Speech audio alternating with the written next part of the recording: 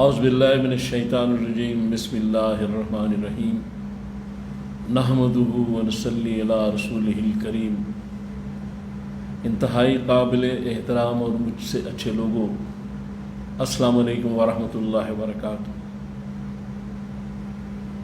قرآن پاک میں فرمایا گیا سورہ جمعہ کی آیت نمبر 9 اور 10، یا ایھا الذین آمنوا اذا نودی للصلاۃ من یوم الجمعہ فاسعوا الی ذکر اللہ وذروا البیع ذلکم خیر لکم ان کنتم تعلمون۔ فاذا قضیت الصلاۃ فانتشروا فی الارض وابتغوا من فضل اللہ واذکروا اللہ کثیرا لعلکم تفلحون۔ ان دو آیات میں ایک مسلمان کی پوری زندگی کا سبق اللہ تعالیٰ نے رکھ دیا کہ پہلی جو آیت ہے اس کا مفہوم یہ ہے کہ جس وقت اے مومنوں، اے مسلمانوں، اے ایمان والوں، جس وقت جمعہ کی اذان ہو جائے تو سارے کام کاج چھوڑ کے اس نماز کے لیے چل پڑو۔ اور پھر کہا گیا ذالکم خیر لکم ان کنتم تعلمون، کہ یہ بات تمہارے لیے خیر کی ہے اگر تم اس کا علم رکھتے ہو۔ اس کے بعد دوسری آیت میں فرمایا گیا کہ جب نماز ختم ہو جائے الصلاۃ فانتشروا فی الارض وابتغوا من فضل اللہ،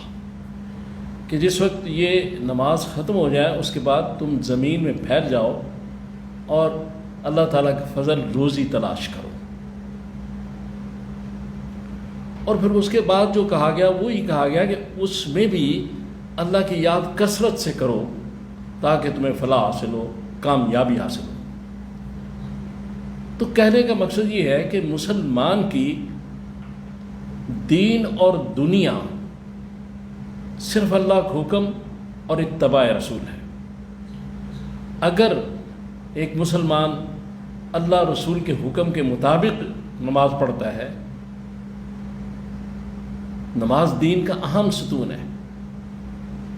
اور لوگوں کو دکھانے کے لیے نہیں پڑھتا تو وہ دین ہے،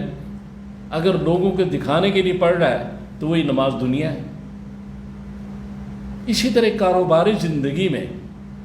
جب انسان نکلتا ہے تو اگر وہ صحیح تول رہا ہے اپنی دکان پہ بیٹھ کے، اگر اللہ رسول کی اتباع میں وہ سارے کام کر رہا ہے اس اپنے کاروبار کے، حتیٰ کہ کھانا کھاتے ہوئے بسم اللہ پڑھتا ہے تو وہ کاروبار بھی دین کا حصہ، وہ کھانا بھی دین کا حصہ۔ واش روم میں جانے سے پہلے اگر اعوذ باللہ من الشیطان الرجیم یا احادیث میں دوسری جو دعائیں ہیں درج ہیں وہ پڑھ لی جائیں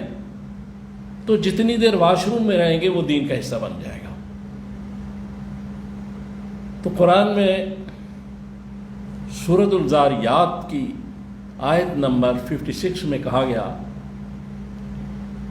وَمَا خَلَقْتُ الْجِنَّ وَالْإِنسَ إِلَّا لِيَعْبُدُونِ، کہ ہم نے جن اور انسان کو اپنی عبادت کے سوا کسی کام کے لیے پیدا نہیں کیا۔ تو لہذا اس سے مقصد یہ ہے کہ مسلمان کی زندگی کا ہر لمحہ جو ہے وہ عبادت الہی ہے۔ عبادت الہی میں نماز بھی ہے اور پیروی رسول، اتباع رسول بھی ہے، اور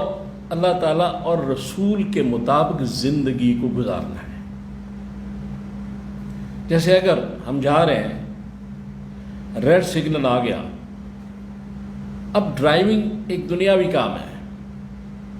بظاہر، اور جب ریڈ سگنل آ گیا تو وہاں ہم کھڑے ہو گئے اور ذہن میں خیال آیا کہ حضور سرور کائنات صلی اللہ تعالیٰ علیہ وآلہ وسلم نے کہا ہے کہ جس ملک میں رہو اس کے قانون کی پابندی کرو،